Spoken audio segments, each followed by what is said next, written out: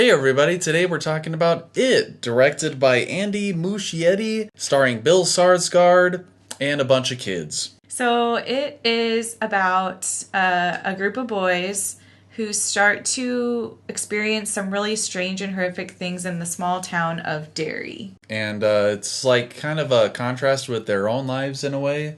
Like having interactions with this monster, and then you see their home life, and it's like, geez, what's better, their home life or this monster? So it's kind of a mixture genre. I felt like it was, in some aspects, a horror movie, but then in other aspects, a coming of age movie. Definitely, and I think it's really character driven for sure. You know, the coming of age stuff with these kids and how old they are, dealing with their everyday lives and bullies. I thought they were pretty cool. I liked their little quirks that they had. You know, I think that's kind of how Stephen King likes to write is, writing characters to have certain flaws, like little things here and there. And the book especially, he really goes really in depth into these characters, and this is like a super long book too. Yeah, my favorite thing about the movie was the characters. That's what I thought worked the best for this movie. Particularly the character played by Finn Wolfhard, who is also in Stranger Things. He played Richie Tozer. Yeah, he was definitely the comedy relief because of his bad mouth, and he would always curse, and he would just try to rip on his friends, and I felt like he didn't really get much backstory other than that. I think they had one sentence of dialogue to really develop him. But yeah, he's a really likable character in general. Well, just the acting of all the boys who played the main band of kids in the story, their acting was phenomenal. The boy who played Richie, he was hilarious, and he was really realistic in his acting, his portrayal of the character. The delivery of his lines. He was just really funny, and you could hear, that would be an actual conversation that a 12-year-old group of boys would have. Yeah, as they just kind of walk down the street and have their back and forths, and then you have the one kid who's like a hypochondriac or something. Yeah, that was the character of Eddie, and he's always afraid of germs, always worried about something. Like getting sick, and he always has to take his pills on time, and his inhaler. But then you understand a little bit later on why that is, and that's because of his mom. And his mom is super controlling, and she's like, you gotta take your medicine. Don't forget, you're sick. You can't forget your illness. Yeah, so she's basically lying to him. He's not really sick. His character, although he acted it well, was the most cliche, I thought.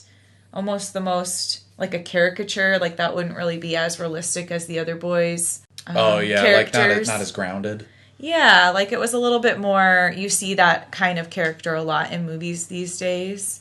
So I thought it was a little bit less of a realistic character, but he still did it. It was still an interesting character. It was just a little too much of his gimmick. Yeah, exactly. But, and then also the main character, Bill, played by Jaden Lieberher? I have no idea how to pronounce that. Me either. But the main character, Bill, I really liked how he didn't go over the top with his stutter. It was really subtle. You could tell he was kind of more reserved, kind of a little bit more nervous, but really determined. And he played his character super subtly. And I liked that. It wasn't over the top. Yeah, you notice the stutter a little bit in the beginning parts of the movie, and then his brother is murdered, and then the scene or so after that, you notice that his stutter is more often, his brother's death has affected him and his actual stutter. So, and then later on in the movie, when he's gotten more developed and he's kind of getting over his fears and everything, he does this big speech, and he doesn't stutter at all. Yeah. And his stutter becomes less as he conquers, his fears and everything like that. So that was pretty cool. And it was nice how they didn't make it too obvious. They weren't oh, he's not stuttering. It's just was a subtle thing. Yeah. I mean, other than Richie saying, "Did you hear that? He didn't stutter at all." That's the only piece of dialogue that you had.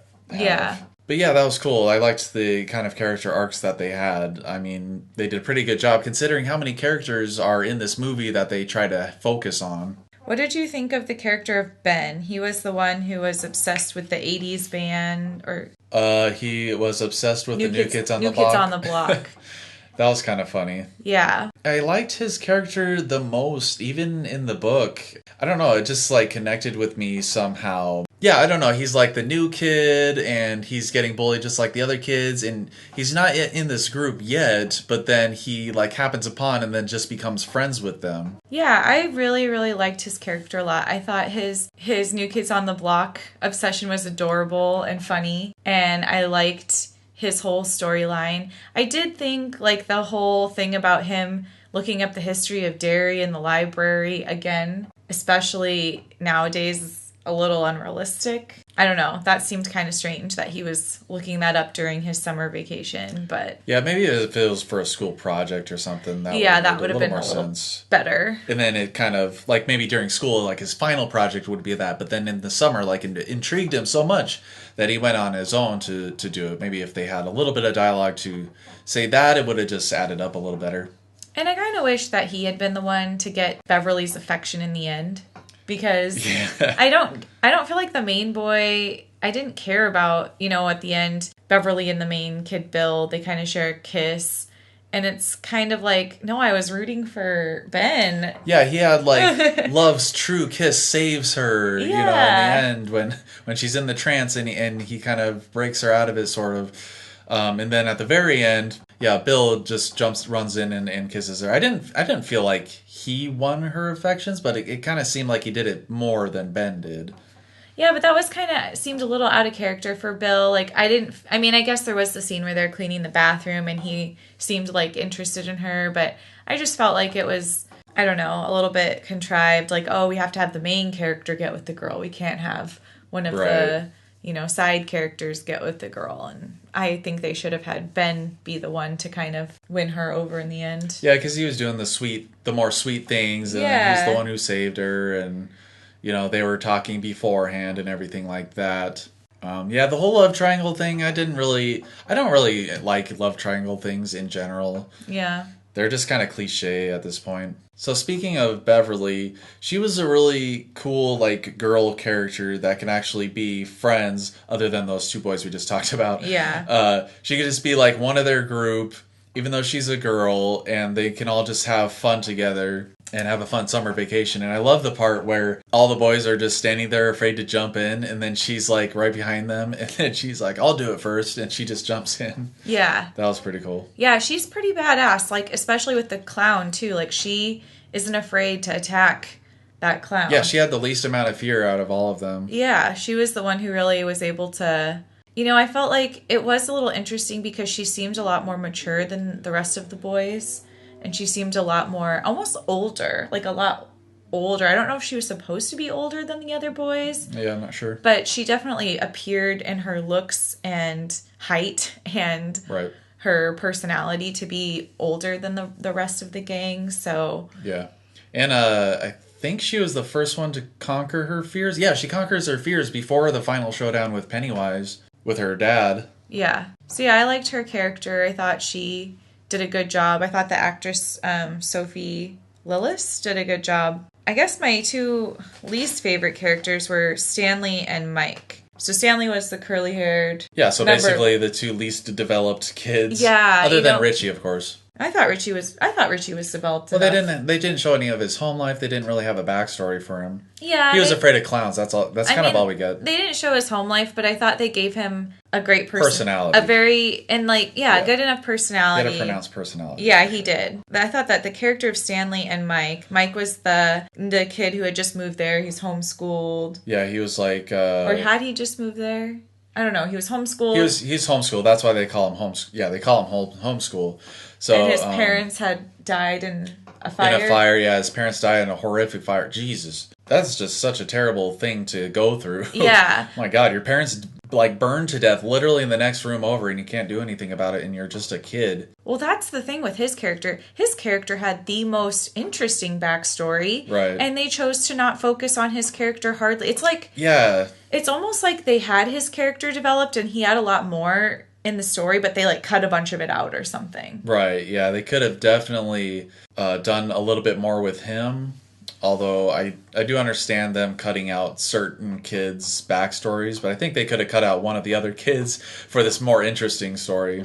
Yeah, like it would have been made more sense for him to be the one to research all the history about Derry since he had such a terrible past there. Yeah. That would have made more Yeah. sense. That would So have been it's cool. almost like they should have either cut his character out entirely or replaced Ben's character with him. They had too many kids going on. Or what's his name?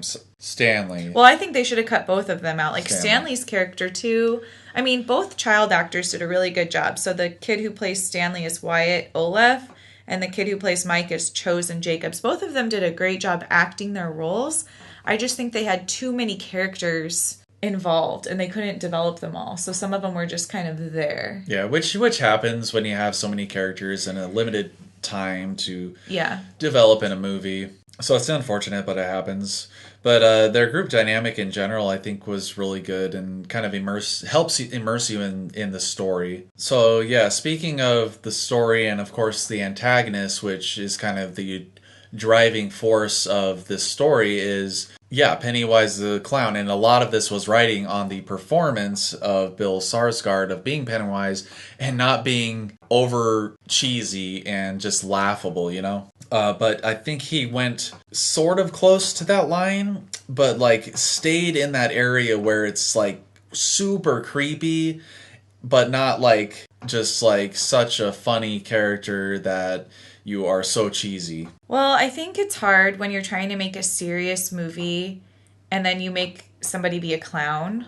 Yeah, especially that says and does the things that he does.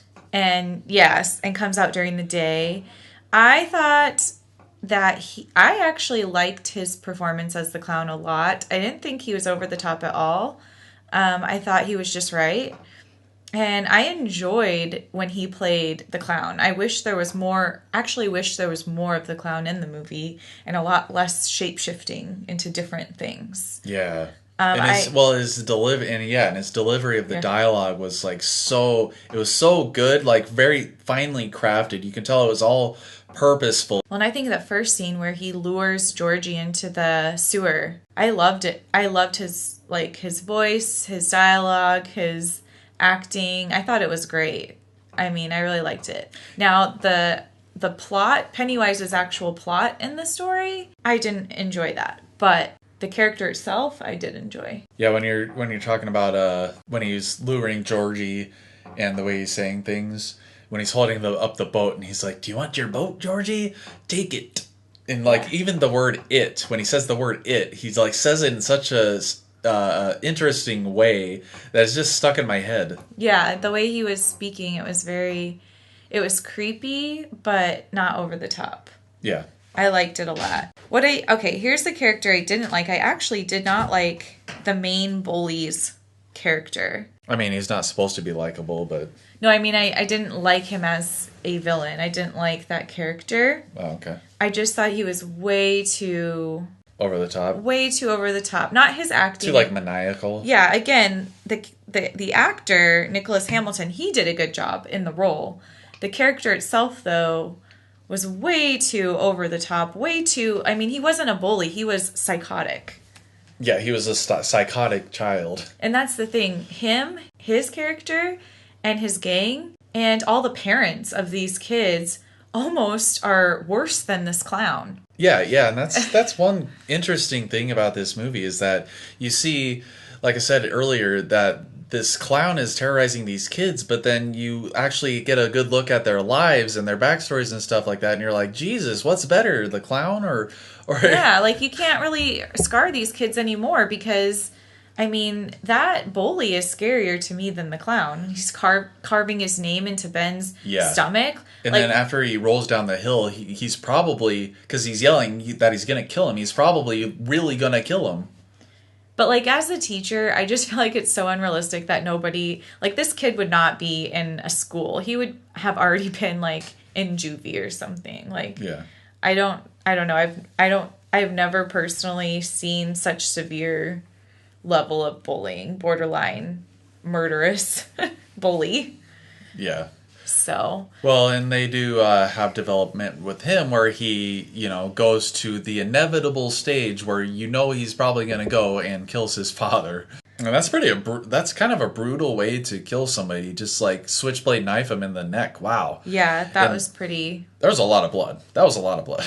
I do like the idea of the fact that the characters in the movie are more villainous than the main villain. Yeah, it adds another, like, a little layer of interest. It does, actually. Even though with him it seemed a bit unrealistic. And that's one thing I was wondering as I was watching the movie. I was like, is the clown influencing the town and making the parents this way?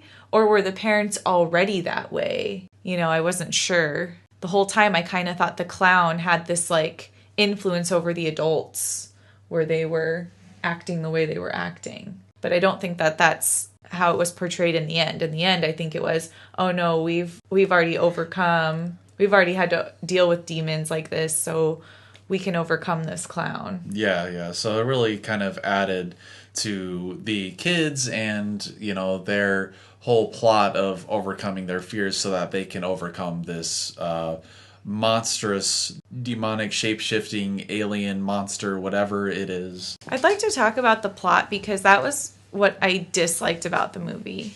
I loved the characters and I loved the banter and I thought the movie was hilarious.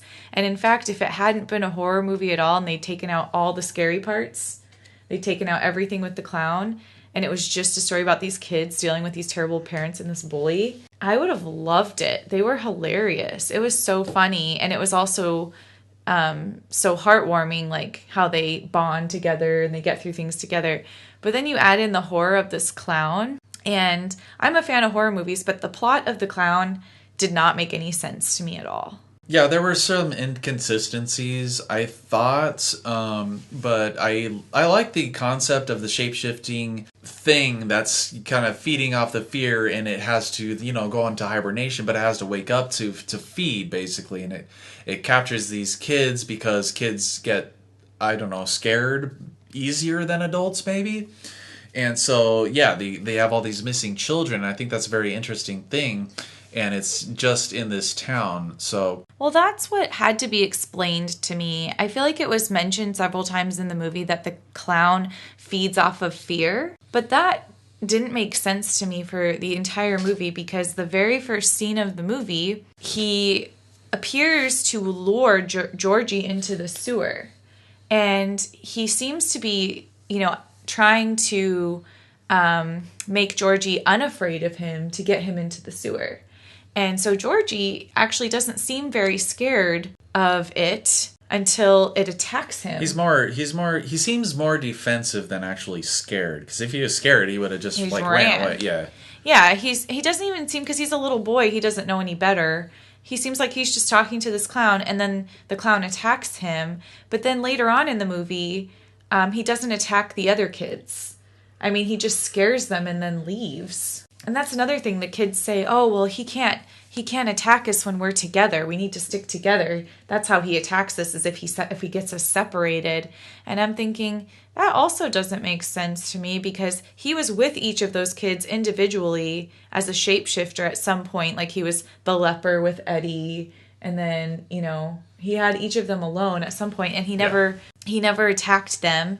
And then it also doesn't make sense to me because there was that whole storyline about, 27 years ago, a bunch of kids at a camp all disappeared. Every single one of them. Yeah, okay. Did he get them all at once or something? Yeah, like, okay, so if all those kids at that camp disappeared, they were all together at that camp. So that implies that he can still attack you if you're with other people, unless he literally got each of those camp kids alone by themselves. That part was weird. Yeah, and these are the kinds of inconsistencies I was talking about in the spoiler-free review. So, I have one kind of explanation that still doesn't really add up, in that it can't like take you during the day or like outside during the day because it like attacks them in the sewers or at night or when it's overcast or something like that. But then you have the one scene where it's Stanley, he's afraid of the painting, and then he sees the painting monster for the first time and it's going after him, and he just like goes out the door. So like, why didn't it just take him right then and there? It just wanted to like sit there and scare him. Well, and it actually gave the boys time, because Pennywise keeps scaring the kids but never actually taking them or attacking them, Yeah. they start to develop a plan and they start to develop a resistance to his tactics. So I thought that was weird that he never actually takes them like he did with Georgie. And then it's weird when you get to the scene where he just shows up at Beverly's house and just takes her. And I thought he had to like lure them to him or something, like lure them to his house or lure them to the sewer. No, he can just show up at your house and just take you. So I was like, they never really explained the rules of how he works. It's like sometimes he wants to sit there and just have fun and scare them. And then sometimes he's like, okay, I'm done having fun. I'm just going to take you. And then the kids, they're super smart. They're like, oh, if we're not scared, it won't. I'm like, oh, how'd you figure that out? How'd you figure out if you're not scared, it won't attack you? Because, I don't know. That just was weird to me how they figured that out. And then, oh, if we stick together, it won't attack us. And I'm thinking, how'd you figure that out? Like, it was so inconsistent. That stuff didn't really bother me that much. Well, then he takes Beverly, and Beverly is not afraid of him. So he puts her in this trance. But all the other kids that are in the trance are dead, and she's not. So that was kind of weird. It's like, oh, you can still, like, feed off of them even if they were floating. They weren't, like, in the trance. Okay, but she was in a trance and floating. Was he feeding off of her? Is that why he put her in that trance? I don't know. So can he feed off of children who aren't afraid of him? Because I thought the whole thing was you had to be afraid of him. Yeah, maybe he was trying to save her for later or something. Yeah, I'm like... Come up with a way to scare her later. So then that made me think, oh, all the kids who are floating, they'll come back to life, once you defeat him. But no. No, those kids are dead. Yeah. That's the whole we all float down here thing. Yeah, but Beverly wasn't dead, so it's like why was she so special if she wasn't afraid of him? Why did he have her float? He was like, okay, well, I can't feed off you, so I'm just gonna make you float until you just basically die, like starve to death, I guess. Who knows? But yeah, it was pretty inconsistent with that stuff, I thought. Well, here's another question that I have, because he's like, we all float down here. We all float down here. And then he's got all these kids that he's supposedly feeding off of, floating, kids he's attacked and killed. But then earlier in the movie, we see like zombie creatures of the characters who had been lost in the sewers prior as a group. They're like zombies. Yeah, there's like multiple bodies. So can it transform into multiple bodies? Yeah, because if that was supposed to be it, why was it a group of kids and not just one kid? It was a group of zombies of kids that he had killed previously. So that made me think, oh, the kids turn into zombies after he kills them. Or wait, was that it just transforming into a group of zombies? That part was weird too. Didn't completely add up to me. And the kids seemed to know how to kill it without any reason to know how. Well, they were just... You mean the fear thing? Yeah. I think, a possible explanation, which we have to come up with these explanations because I don't think the filmmakers were really clear on this stuff, is that they kept trying to hit it and it couldn't focus on which character to transform into to scare. So it's like, they're like, oh, it keeps on transforming into things that we're afraid of.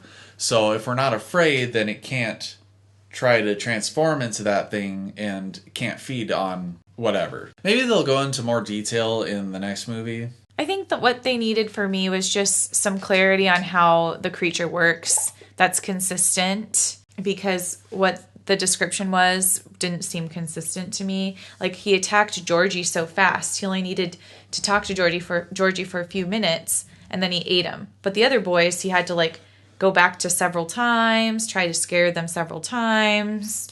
Well, he was successful with Georgie. Georgie was younger, and he put his arm into the thing so he can just, like, reach him with his mouth. I don't know why he couldn't just, like, stick his arms out the sewer and pull him in. Yeah, because he just went to Beverly's house and just, like, took her whenever he felt like it. And, I mean, there's tons of kids in that neighborhood, not just that group of children, not just that main group. You'd think he could literally go to any house and just take any kid at any time he wants. I thought there'd be more rules. Like, I thought he'd have to lure them in. He'd have to, I don't know. It just didn't add up.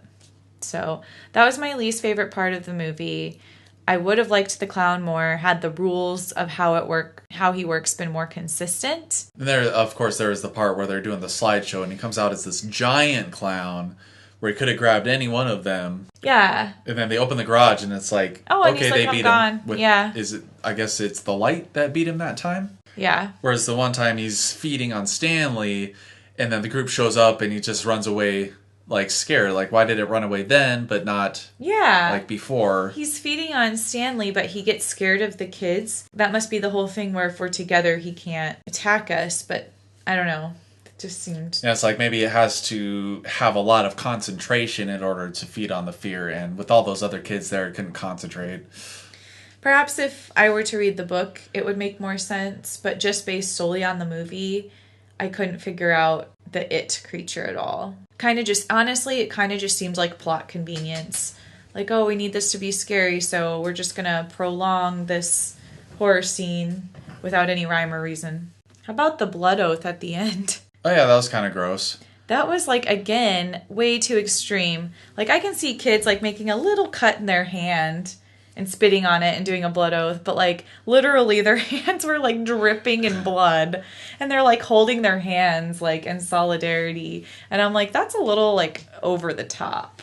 Like, their hands are literally dripping in blood, like, when Beverly kisses, or when Bill kisses Beverly, he has, like, blood all over his face. Yeah, because she puts his hand on his face. I know, I'm like, it was kind of comical, but at the same time, it's like, geez, these kids are hardcore. So, yeah, speaking of blood, that bathroom scene, oh my god. That was like so much blood. It was, you think it's going to be like maybe a little bit, but then it just keeps spewing blood from the sink. Yeah, that bathroom scene. What I liked about the bathroom scene is how Beverly's dad came in and he couldn't see the blood. And like Beverly and all the kids could see it. And I kind of saw it as like a metaphor for like the parents not being able to see their own monstrosity. Like they're not able to recognize their own effect. Yeah, their own problems and admit to their faults. Their faults. Like they're not able to see it, but the kids are. So I kind of took it that way. With the other kids also being able to see the blood. It's like they've also been through traumatic experiences, so they see the blood too, that Beverly sees. So that was cool. The scene after that, when she shows all the boys the bathroom, they decide to have like a cleaning montage. And it's like, why? Let's just move on with the movie. Why do we have to show the cleaning of the bathroom? I mean, you do have the scene with Beverly and Bill talking back and forth, so there's a little development for their little, love triangle stuff there. But that seems like the only actual point to that whole scene. They could have just said, oh, there's blood all over your bathroom. We'll clean it up. Next scene. Yeah. So, and that's another thing is that, prior to that, when they're showing the kids individually and showing the clown show up to them or come up to them and, scare them, it seems like those scenes were just like sequentially, okay, we got to show this kid, onto the next kid being scared, onto the next kid getting scared, then these kids are getting bullied. It's just kind of, dragged. Dragged a little bit. They could have taken out, I think if they'd taken out a couple of characters, honestly, it would have helped. Either that or make it just a much longer movie, which I don't think would have helped. I think it needed just to be tightened up. Yeah. I personally really like the It stuff with the sci-fi monster going after these kids, and because it's kind of unique in what it transforms into and how it acts, especially like the part where Pennywise, like, I'm the dancing clown, and he does that funny dance, but it's not like it, you're laughing because it is kind of funny because he's a clown, but he's not actually a clown. So you see the intensity in his face as he's doing this hilarious dance, and it's just so freaking creepy. Yeah, I think that, I really enjoyed, my favorite part of the whole movie was, again, the characters, because typically in horror movies, they don't really develop the characters a whole lot. It's all about the scares and the jumps, and they don't really take time to have, like, a meaningful theme. Yeah, characters are just, like, surface level characters. But in this movie, there was a true theme, a deep theme, and there was, a lot of time spent on these characters. And some people I've heard maybe thought that the movie was too funny and it didn't scare them because of that reason, or there was too many comedic moments. And for that, I completely disagree. The comedy in this movie is what made me like it the way as much as I do. If they hadn't inserted all the comedy into the movie and some of the dark humor too with the dancing clown, if they hadn't had all that comedy, I probably would not have liked this movie just for the horror aspect alone.